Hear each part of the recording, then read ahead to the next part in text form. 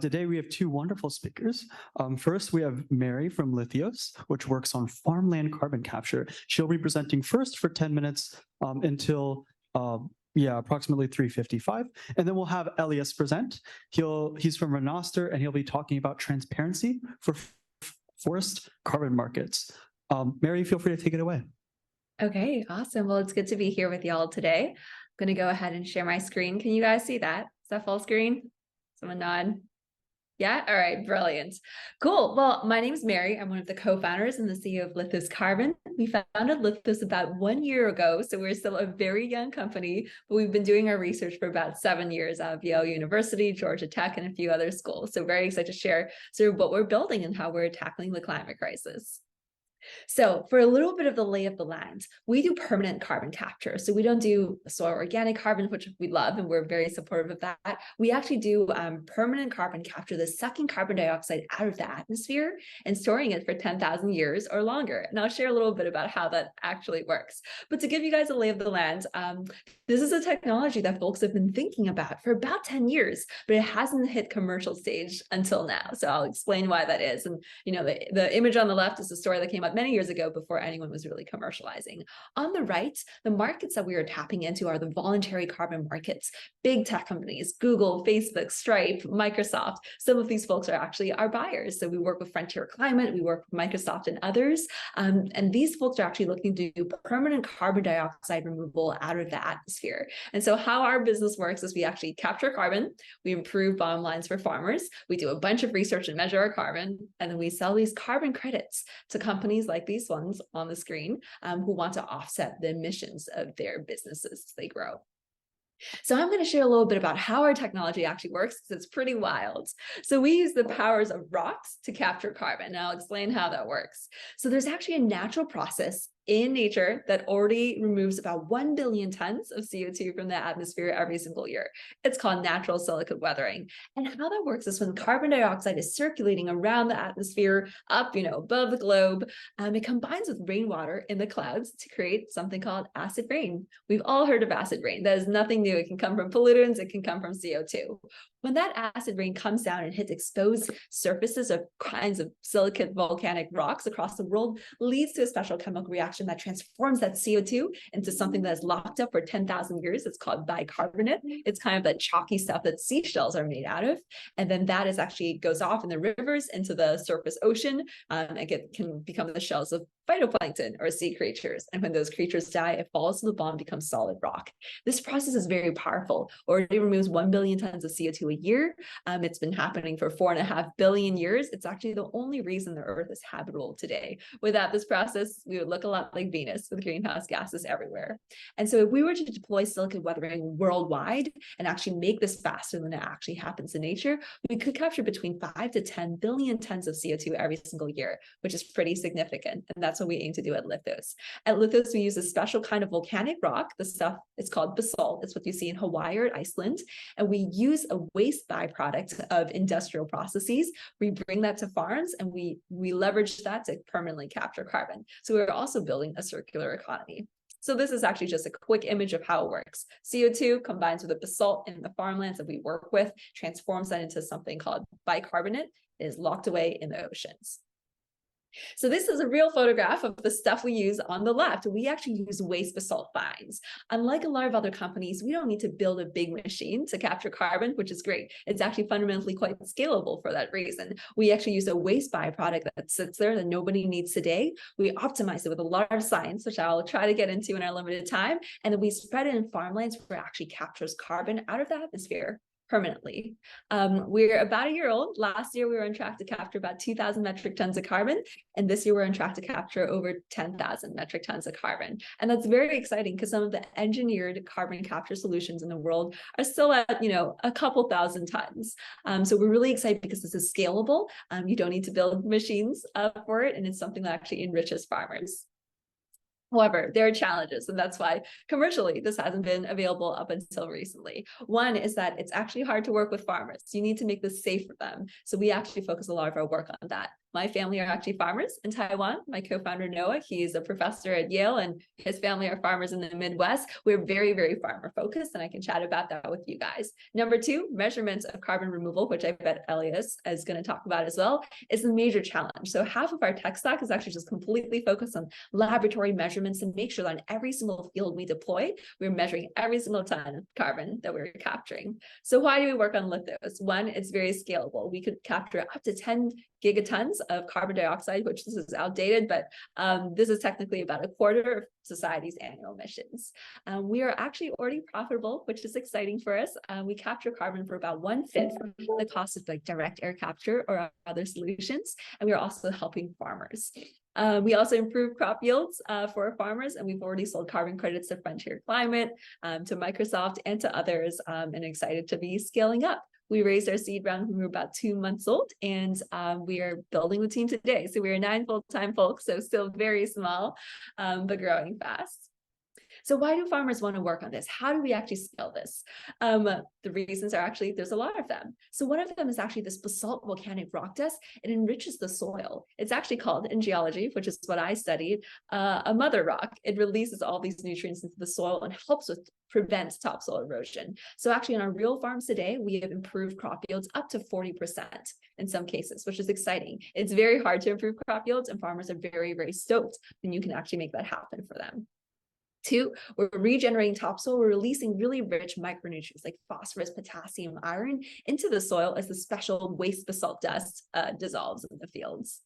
3, it has a lot of silicon, another micronutrient that can help prevent pests. So we actually have a lot of trials where we've seen that we can reduce nematodes, a certain kind of pest that like kills soybeans and things. And we also give farmers carbon credits. We actually do all of this for them for free. We do not ask farmers to pay us. We actually bring them the rock dust. We do all of the scientific optimization. We give them all of this, and we also give them a carbon credit on top of that. So overall, it's a very simple thing for farmers to adopt. They actually use rock dust today, so we actually substitute for other rock dust that they use. And so it's something with little to no practice change that has benefits for their bottom line. So I'm going to skip right ahead. There's a lot of science behind what we do. So for the more scientifically inclined, like feel free to reach out to us. I'm happy to explain what we do. Half of our tech stack is actually kind of a precision ag software. We've built something that we've trained in the Midwest to better understand the chemistry of soils and make this basalt rock dust react very quickly in the soils to actually capture carbon in a matter of years, and also to enhance the farmlands. A really interesting thing is that basalt, the rock we use, is one of the hardest rocks in the world. It's actually very challenging to work with. Our software and the research that we've been doing enables us to dissolve this rock really effectively and capture that carbon. Another thing that's really interesting is farms are very diverse. Even one farm will have very different kinds of soil. So we've done a lot of research to figure out how do you speed up carbon capture and enhance crop yields despite the fact that soils are so different. So that's a lot of our work and our research as well. We also empirically measure carbon. I'm not going to get into that too much because I think Elias's talk will be focused on that, but we have complicated laboratory measurements where we do this on an ICP-MS, like a mass spectrometer, a very expensive machine over at Yale and at other institutions. And we actually are able to measure how much carbon we are capturing on every field. So when we sell carbon credits, we've measured every ton. We don't model things. We actually think it's really important to create transparency and accountability in the carbon markets so that there can be long-term credibility in the field. This is a fun graph of our carbon capture rates. Again, fields are very diverse, but in some of our best fields, depending on their soil chemistry, we're capturing enough carbon to actually remove the emissions of an entire American household over a year, but over 1 acre of land. So that's something we're very excited about. Again, the scalability of our technology.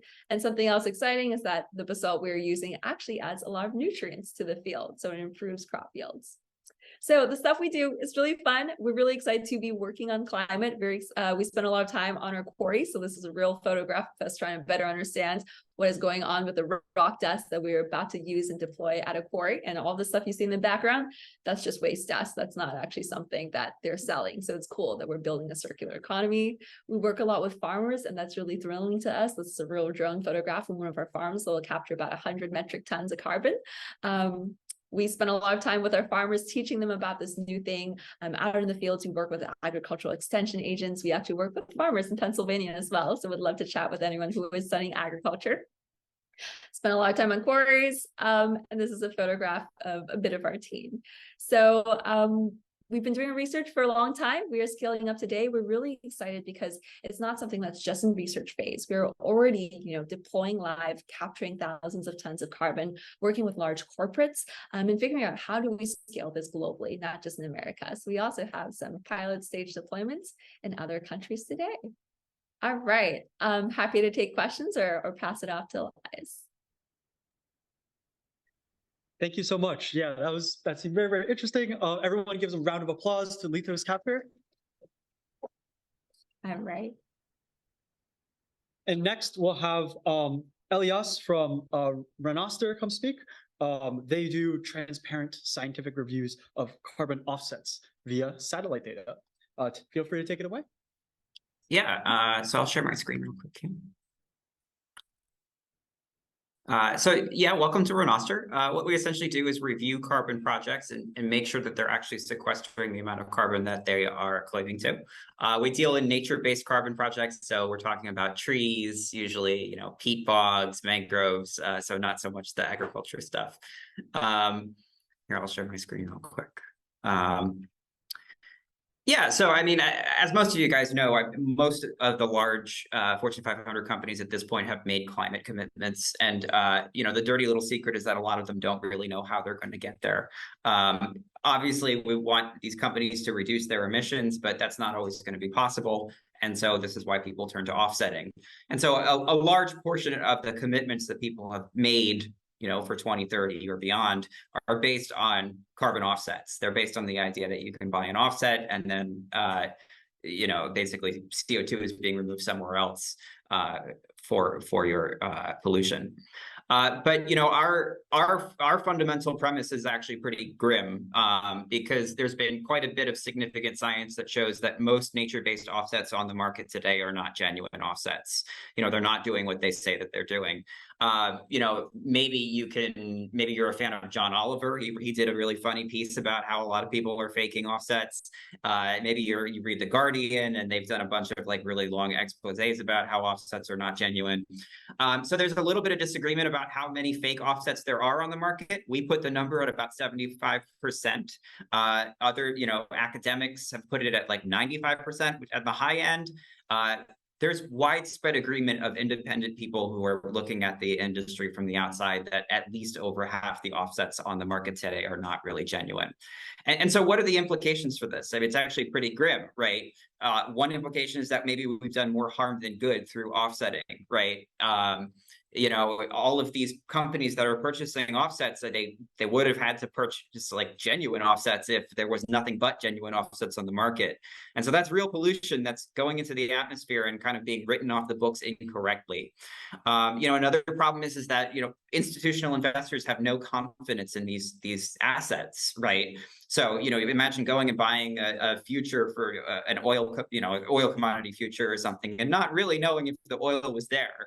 Some journalists could come along and say, oh, the oil doesn't actually exist where you bought these futures from.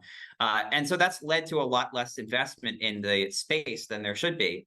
Another obvious problem with, 3/4 of the offsets on the market not being real is that it's led to inflation. So essentially there are too many offsets on the market right now, and therefore the price of offsets is nowhere near what it costs to actually conserve forests or plant trees or do whatever you're trying to do. Most of these offsets, the genuine ones, should be selling for $30 a ton, but they often sell for a tiny fraction of that. And so it's deeply ironic. The current offsetting system has, in a way, made it much more difficult to actually conserve forests or, plant trees. And then finally, most relevantly for our customers is that there's a huge reputational risk. So if you're a company trying to buy offsets to do something about your emissions, that's fantastic. But the last thing you want is John Oliver making fun of you, right? So most of our customers are interested in knowing which offsets are genuine and which aren't, so that they can avoid, being reported on and being accused of greenwashing. And so as grim as these numbers are, it's worth pointing out that, even if 1/4 of nature-based carbon offsets are genuine, that's still hundreds of millions of tons of real removals that are, being taken out of the atmosphere or avoided being emitted into the atmosphere. And so it's really worth pointing people towards the projects that are doing well. And our fundamental premise is that we can essentially, oh, sorry. Here's kind of like some examples of reporters who have written this stuff up. It's not a new phenomenon by any means, and it seems to be getting worse. People are kind of catching on that a lot of offsets are not genuine. So our premise is that we can clean up this ecosystem and really kind of help people, point people towards purchasing the good offsets if we just tell them which projects are doing good and which ones aren't. And the shocking fact is that most people don't know because it's a deeply technical problem. And so our premise is we're going to go out there and tell people which carbon projects are good and bad. We make money off of those reviews for about 6 months, and then we put those reviews out there in the public so that everybody can know, which projects to purchase from and which not to. And in that way, we'll kind of create market regulation around, which ones are good and which ones are bad, and hopefully improve the system. So, what we're trying to essentially do is use remote sensing technology, a combination of satellite imagery and artificial intelligence, to say, this is exactly what would have happened to these trees. Therefore, this is how many offsets we think the project should be issued with. And so in some cases, the project is actually overly conservative, so they probably should be getting more offsets. But in most cases, they should probably be getting fewer offsets. They'll do all kinds of things to get like too many credits, like they'll exaggerate the risk of these forests, or they'll maybe like underestimate how much deforestation is happening. And we basically want to detect that and report on those numbers. And we're trying to do this in a very quantitative way. So we have a set of basically like remote sensing and AI goodness tools to do this. There's a bunch of different questions that we have to ask for each project. So it starts with, is the project justified in existing at all? Were they always going to plant these trees? A lot of carbon projects are nothing but timber companies who are going around planting trees every day. So they're not really like removing carbon that wasn't already going to be removed. Are the trees really at risk? There are carbon projects that are just protecting parks, and those are the ones that John Oliver made fun of. We have this kind of heady concept called a baseline, and this basically describes what we think would have happened to this land if not for the carbon project. And so this is the comparison by which credits are issued. So maybe only 30% of the trees would have been cut down if the land wasn't preserved. Therefore, 30% of the carbon should be, issued for credits. And so we have our own technology that basically creates a baseline based on similar areas outside the project, doing a comparison with remote sensing data and kind of saying like, all your neighbors have cut down their trees, therefore you're likely to cut down your trees. Of course, we measure how much carbon there is. This is a very important component. So we're measuring like, how much carbon the trees are storing, or, whatever happens to be, mangroves. Leakage is this kind of very nebulous concept, like did the bad guys just go next door? And so this is something we also have to quantify, using remote sensing. And then finally, permanence. How long are these trees going to be around for? We don't have the luxury of necessarily locking stuff up at the bottom of the ocean like Mary does. And so, we want to keep the trees around for as long as possible. We want to make sure that the project's not going to burn down or something like that. This is one example of the dramatic differences that we see on the market. We've got one project on the left here that's highly undervalued. It's basically been deforested on all sides, and it's getting too few credits because it didn't really do a good job of calculating its own risk. And then a project on the right that suffered enormous amounts of deforestation. It's barely done anything at all. And so, we think the one on the right should probably be getting a third of the credits that it is, and the one on the left should probably be getting about twice as many. But they sell for the same amount. They're from the same era, the same project developer. They sell for exactly identical prices, even though they have completely different outcomes. And that's just a lack of knowledge on the marketplace right now. So, we're kind of creating a set of value propositions to customers who are looking to buy these offsets for, either for investments or for commodities trading or for, their own emissions reductions. We're trying to basically create a set of assurances for them. And that involves a lot of quantification of what's going on. It involves marketing materials, such as satellite imagery, and it kind of involves like a stamp of approval. So, we do have competitors. This is a sales deck, so that's why we're getting a little mean here. But, I think what we're trying to distinguish ourselves from our competitors is that we're doing a really deep dive. So we do like 25-page reports on these projects. It takes a lot of time. It takes like a month most of the time to do a single project. And, we're really trying to get it right. And so, our competitors, they've done a good job of covering a lot of the market. They cover hundreds of different projects. We only have a couple dozen, but we're really going for quality over quantity, because we really don't want any of our customers ever getting called out for like greenwashing in any way. So yeah, I think we can wrap up there. Happy to open it up to questions. Thank you so much. Yeah, everyone give a round of applause.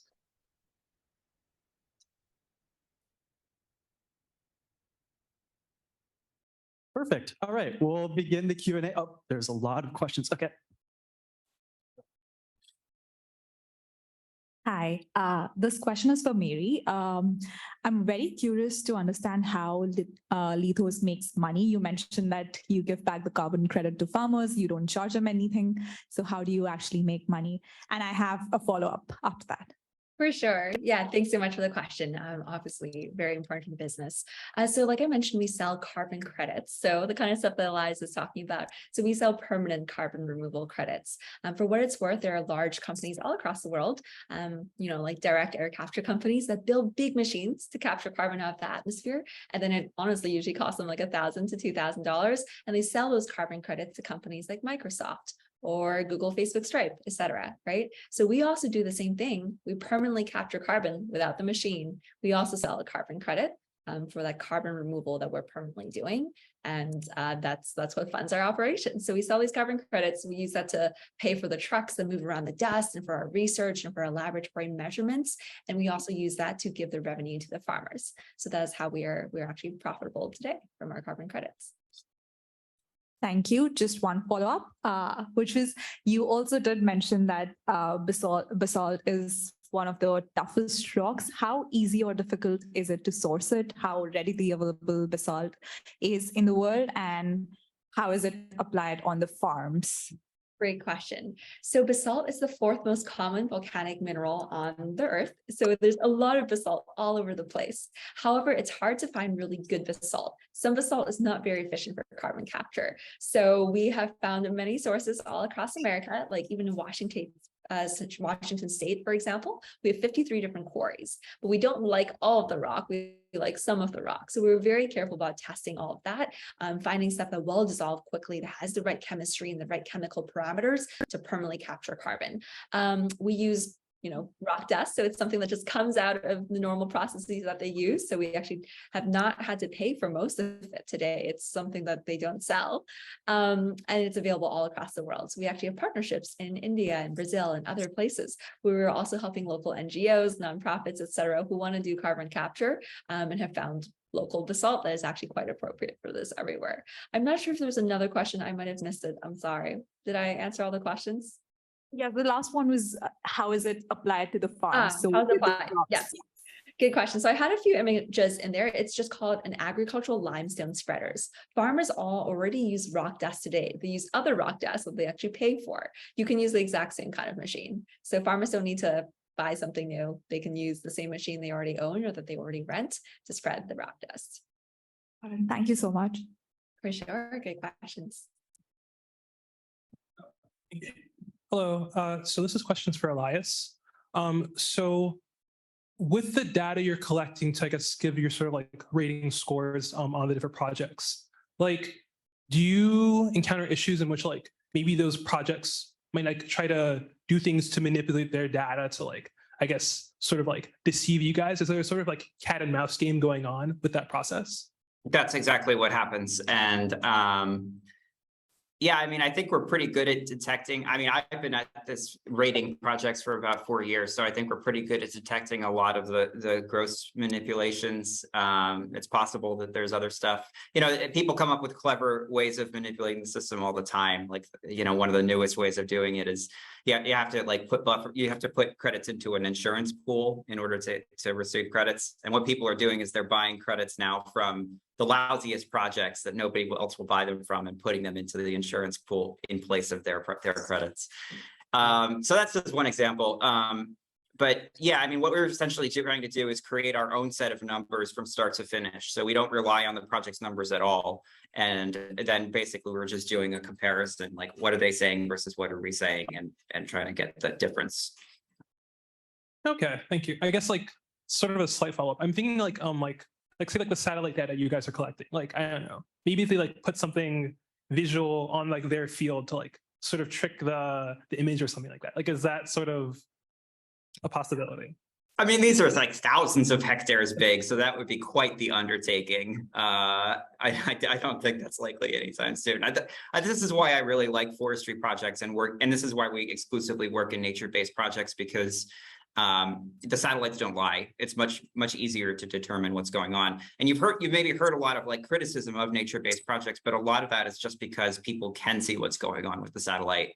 Whereas, cook stoves, you basically have to go around with a CO2 meter, sticking them inside of people's houses. So it's easier to validate trees because of the satellite imagery. Awesome, thank you. Hi, Mary. I just had one question for you. I know you've mentioned that you've gotten these carbon credits mainly from corporations. So I just wanted to clarify something. Are you by any chance selling these, like trying to get these carbon credits through like, say, the emissions trading scheme in Europe or something like that? Or is this more so very much like one-on-one kind of deals negotiated with big companies like Microsoft, Amazon, stuff like that? Yeah, great question. So at the moment, because we are young and we're small, we are doing it direct, but we would love to get it through all these other platforms. Like that is our goal. We come from an academic background. We like to have transparency. We want everything to be on the third parties. We think that's actually really important. We're publishing like 4 papers this summer to share our data and our work, because I think that's actually absolutely critical. I very much share Elias's perspective. There's a lot of wonky stuff going on in the carbon market. So we want to do everything we can to sort of create an enduring transparency field. So we would love to register on these other markets. We want to be in third-party registries. We have worked on some third-party methodology so far. They're not fabulous, unfortunately, because a lot of the folks who move fast, they try to water them down and they try to make it just very low barrier to entry so anyone can easily certify a carbon credit. So that's been a challenge for us. Like we have a very high bar for quality. That's why we sell to really strong corporates, but other folks don't. So there's some wonky incentive structures in the carbon markets right now, but we're also working with other groups that we hope will have a higher bar. So trying to get all of that to happen. Yeah, and sorry, I just wanted to ask a follow-up question on that, understanding like, there's very different bars. Like clearly your firm really does value the quality, but unfortunately other players don't, which is truly unfortunate. Yeah. But does that mean that there is a premium that some of your larger companies pay compared to like, let's say the market for say like the EU or something? Yeah, there is definitely a premium that they're paying. And at the same time, Lithos is also working to drive down the cost of carbon capture. We are actually quite cheap today compared to like direct air capture, but we're also working on making that even cheaper, which unfortunately for us requires economies of scale. Like we're trying to get the railroads to work with us because they're cheaper than trucks. I had my first railroad deployment go live 2 weeks ago, but the railroad company only gave us 2 cars, not 50 to 100 as you typically would get. So we were working on driving down our costs while staying rigorous. But yes, the large corporates we work with today can afford, more expensive carbon credits, like stuff that isn't in the ranges that Elias is talking about, because unfortunately permanent carbon capture isn't there yet, but I do hope that we can get there. Awesome. Thank you. And I appreciate the great work. Thanks. Great questions. Thanks. I also have a question for Mary. Around your competitor, Eon, who has a similar business model. What are your thoughts about what sets you apart from them? Yeah, so we know Ion well. I know the founders very well. I saw them a couple of days ago. We are excited because they all also do empirical measurements in fields. And I think that's incredibly important. Like we're super aligned there. We think MRV, or measurement reporting verification, is critical for the field. The main thing there is they use a different rock test than us. So we use basalt. Most of our basalt is organic certified. It's very safe. It doesn't have heavy metals. They use a different kind of rock called olivine. And you primarily source that overseas. It's not a very common rock, and it has some different chemical properties. So that's the main thing. We use different kinds of rocks, and we have a different approach to farmers. Thank you. Hey, I have a quick question for Mary. Could you elaborate a little bit more on the challenges that you're facing to scale and how you're planning on overcoming that? And maybe paint a picture of like the long-term growth? You mentioned next year is going to be 10,000, I believe it's tons, or was that 10,000 tons abated? I'm curious, like, what's the timeline, let's say, in the next decade based on what you think is realistic? Thanks. Yeah, great question. I have a lot of feelings about that question because I think I've noticed something that Elias has probably also noticed, which is a lot of companies have very grandiose claims for where they're going to be in 2030. Like everyone, I think it's kind of a requirement sometimes for some of these climate startups to be like, we will be capturing 1 billion tons by 2030. Coming from an academic world, coming also from consumer software, where I remember what it was like to get my first user, my 1,000th user, my 1,000,000th user. I used to build consumer software.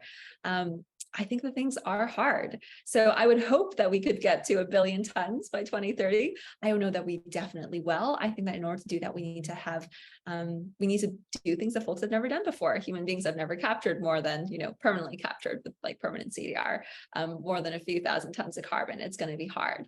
And so one of the things that we actually do is we have international partnerships. We're partnered with Yara Agriculture. It's like a 105-year-old multinational large agriculture company. We have one of our investors is a fertilizer company that sells like 80% of inputs to certain farms on the west coast of America. We actually think that how we multiply our impact is by empowering others. So there are other groups across the world, like in India and Brazil, like I mentioned, where we are helping them do carbon capture. They're scaling up operations. We do their MRV, we do their technical consulting for the farmer safety part.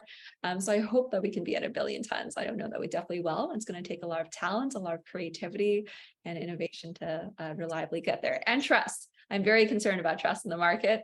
I think that if we don't have credibility and trust, we will definitely blow up in the launch pad, which then we'll all get nowhere. So yeah, those are my thoughts. Okay, good thoughts. Hope they're okay.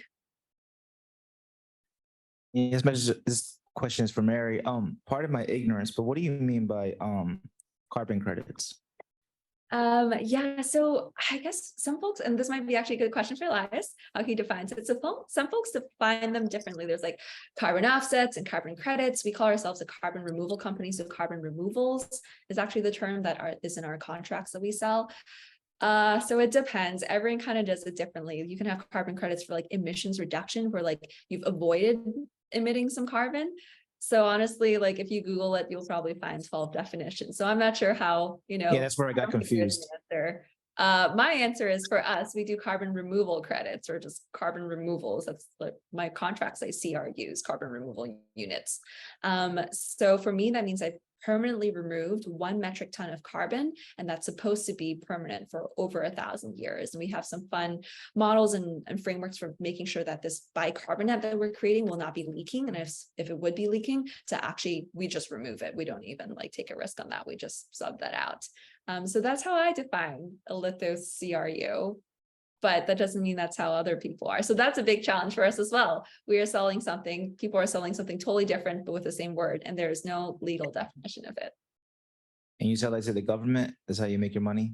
The US government does not yet buy carbon credits. I know that they are considering it, but they are also worried about quality. So we need more companies like Renoster and others to help with quality, or else the government really should not be spending taxpayer money on something that is not quality. But the government is considering it, and nobody's sold to them yet. From my understanding, I could be wrong. Amazing. We're going to interject with some questions from our virtual audience, starting from Jordan, who asks, for Mary, how do you offset the greenhouse gas emissions used for transporting rocks from ultramorphic basalt quarries hundreds of miles to the agricultural sites where it is applied? Great question. So we have done a lot of math around this, and we actually do this. It's called an LCA, a life cycle analysis, in every single farm that we work with. So we actually look at the emissions from the truck that we're sending. We have like weigh tickets and scale tickets and all that fun stuff. And we actually subtract that from the carbon that we are removing. And so that's like our full life cycle analysis. It depends on the farm and how far it is. We don't usually go 150 miles. There's actually millions of acres of farmland and like 70-mile radiuses around our farm. So we kind of try to stay there. And when I go farther, I try to do the railroads, but the railroads do not really want to work with us because we are small and young. So we do actually calculate that and remove that before we deliver any credit. It's a good question. Very important. Rocks are heavy. Amazing. Oh yeah, sorry to interject that. Yeah. Other virtual question from Eugene. Who are you hiring, and what should business schools teach students to be able to navigate this sector?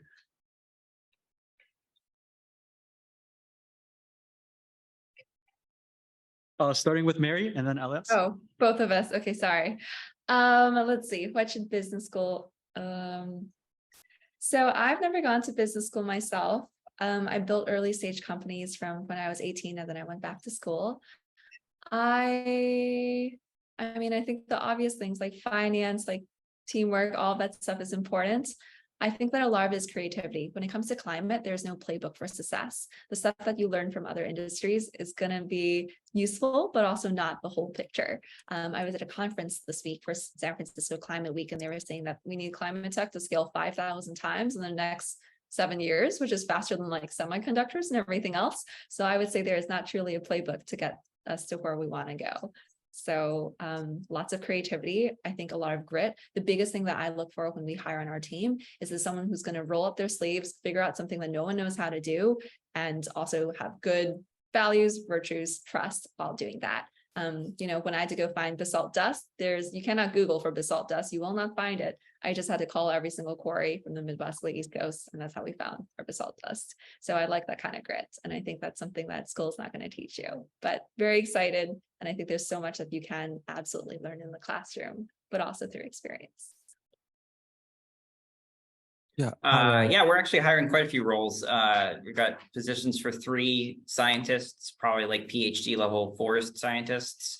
We've got a head of ops who probably would come from a business background, 1 to 2 salespeople who might come from a business background, and 2 engineers, software engineers. Yeah, I've never been to business school either, obviously. So I guess, there's a whole domain called forest economics in which you're basically kind of modeling different land use scenarios that I think is sorely lacking from the carbon markets. So, which areas should the carbon markets be targeting for things like reforestation or conservation? Probably these are areas where, other land use scenarios are kind of like on the downward trend in terms of economic favorability. So that kind of, I guess, like optimization modeling, linear programming of different like outcomes is useful, but also just, regular business stuff. Yeah, I want to add a little bit to that. So my question was addressed not just what should business schools teach to help people work at companies like yours, but also what about working at the customers of your companies, right? So all these big corporates that are buying your stuff, ideally, they probably would need to be more competent in what they buy. So they probably would need more people that run business and would need to understand carbon markets. Yeah, perhaps would you be able to comment on, are there any other related skills that people you think need to be taught in order to generally navigate the corporate sustainability space? Elias, what are your thoughts? Gonna let you start. I mean, I think a certain level of scientific literacy is really important. So being able to read and interpret papers of any type, economic papers or scientific papers is very useful for making informed decisions. So it's good to sit down in like group sessions in classes and go through scientific papers and review them and understand what's going on. Yeah. I'm going to just add on to that. I completely agree. Actually, I've seen that there's a dearth of folks who are willing to, again, roll up their sleeves and do the hard stuff, and reading papers is not the most fun. Sometimes you have to like do a lot to basically understand what an error bar is doing and like the nuances there, like the measurement technology, the sensor, or, like the remote sensing you're doing, like how are these formulas working?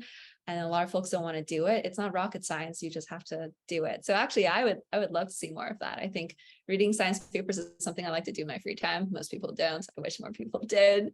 Yeah. And I think just like a collaborative attitude.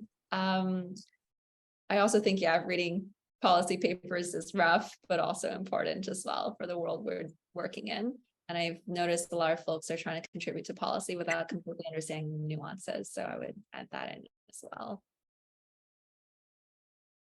Hey, yeah, thank you so much. I just had one quick final question.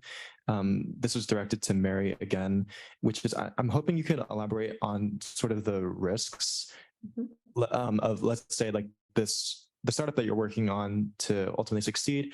Another way to put it is like, if you're an investor looking at Lithos, like what are the main things that could like potentially go wrong?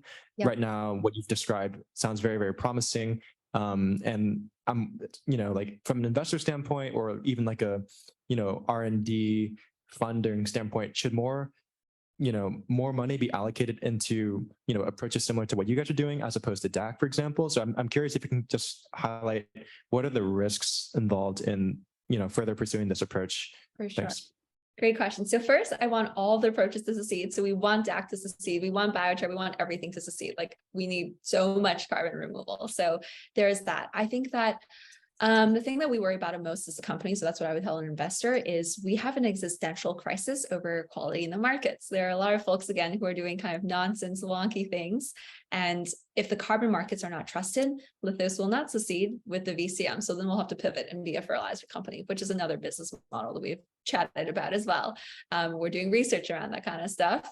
But it would be great if there was trust in the carbon markets. And unfortunately, that one is a little bit outside our control. I think some other challenges and hurdles that Lithos will have to tackle in the coming years are scaling up our laboratory. We partner with Yale University and a lot of other laboratories to do that. We don't have our own $500,000 machine yet. Maybe we need to figure that out because we do a lot of empirical measurements, and actually partnering with a lot of different places means lab techs don't always do what you want them to do. And then you get back data and it's like very obviously junk. So then we have to redo it and it's expensive. So those are some challenges. We're also looking for an operations leader. I don't come from a background in trucking or in railroads. We're having some trouble getting railroads to work with us. So that's like just a hurdle we need to figure out. So we're hiring for director of logistics. If anyone has a referral, would love to meet them. Amazing. It's heavy and hard to move. Unfortunately, we will have to cut it off right here because one of our speakers has to go. Are the audience members, would it be possible to have audience members reach out? Because I know that there's some questions that we weren't able to get to. Sure. You can reach out to us at team@lithoscarbon.com and we can try to answer. Yeah, and you could reach out to me personally on LinkedIn, or Elias@Renoster.co is my Gmail account. So you're welcome to email me there.